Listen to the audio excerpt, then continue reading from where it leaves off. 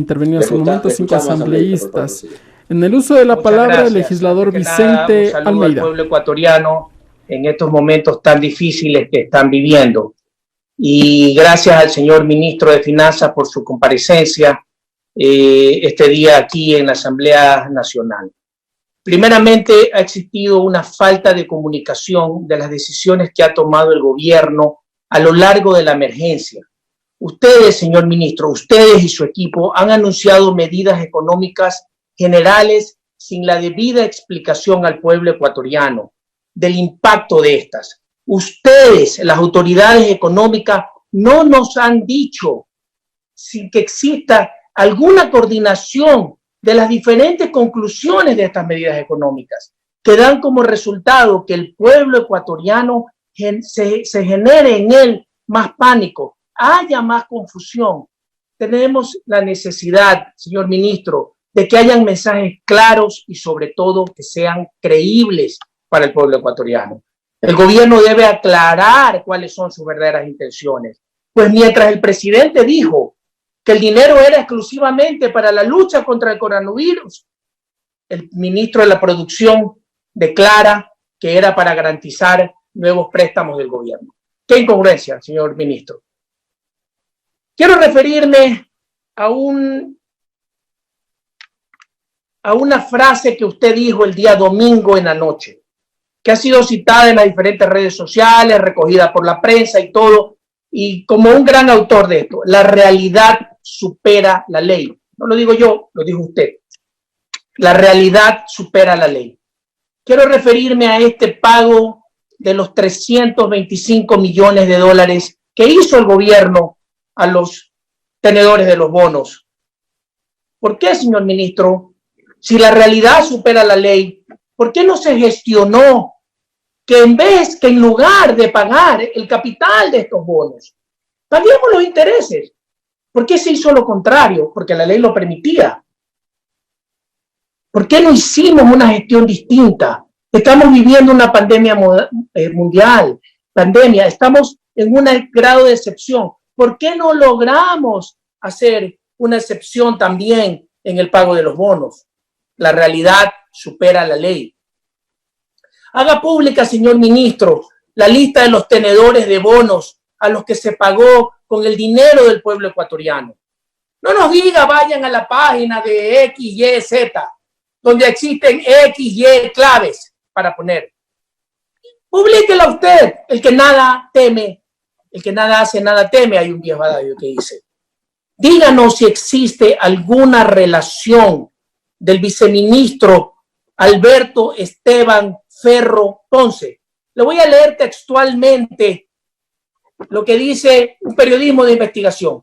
Si viajar por el mundo y negociar con tenedores de la deuda es un placer y un desafío, no existen palabras para definir a un funcionario de alto nivel que negocia la deuda y sea el titular de empresas en un paraíso fiscal. Titular, en abierto desacato a las leyes de su país. Se trata de un acto que burla la normativa nacional que prohíbe a los funcionarios poseer empresas en paraísos fiscales. Este es el caso del viceministro Ferro, el viceministro que cenaba con los tenedores y habla, señor ministro, de compañías a las cuales está vinculado o estuvo vinculado 30 días antes de ejercer el cargo de viceministro. Río Manso S.A., GMS Service y Lip Service aparecen vinculadas al citado viceministro y su familia, según información compartida, no por mí, por el diario La Estrella a través de su periodista Marlena Testa. ¿Por qué no investigamos, señor ministro? ¿Por qué, de ser el caso, usted no investiga? Y si es verdad, pídale la renuncia. No nos burlemos más del pueblo ecuatoriano. Es importante cómo. Yo quisiera, en otro tema, que nos diga, por el tiempo quiero ser específico del tema, cómo y cuándo el gobierno nacional va a pagar las asignaciones presupuestarias que le corresponden a los GATS. Estas asignaciones, señor ministro, superan los $1.000 millones de dólares.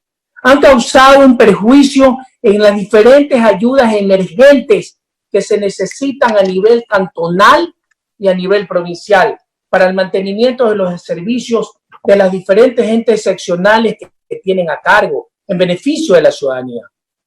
Señor ministro, también respóndale al pueblo ecuatoriano. ¿Por qué la denuncia? ¿Qué hay de verdad en la denuncia de la ex ministra de Salud?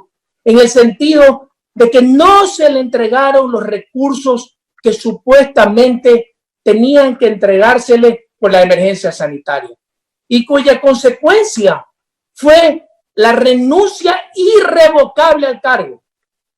Tiene que esclarecerlo, señor ministro, no dejarlo ahí, como lo han hecho otras autoridades a las cuales se les han consultado sobre el particular.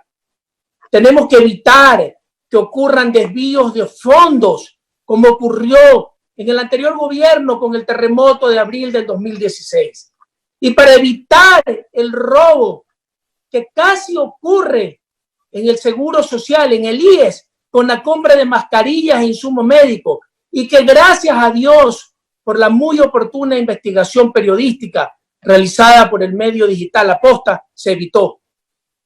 Señor ministro, la contracción de las actividades económicas, producto de la administración en la compra y venta de bienes y oferta y demanda de servicios, de la caída inminente de las exportaciones y de las importaciones, en la producción petrolera, en la baja de la producción petrolera, en la casi nula producción que tenemos ahora, en la baja recaudación tributaria, en la disminución en las remesas, hacen que se proyecte un decrecimiento en nuestra economía.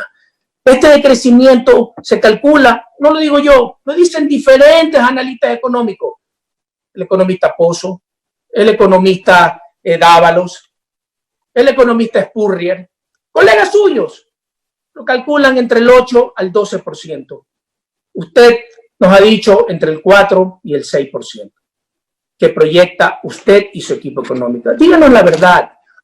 Esto va a generar, señor ministro, que muchas empresas deban disminuir sus actividades económicas, tengan que entrar en proceso de despidos. Yo, señor ministro, quiero poner en consideración suya y del equipo económico algunas alternativas.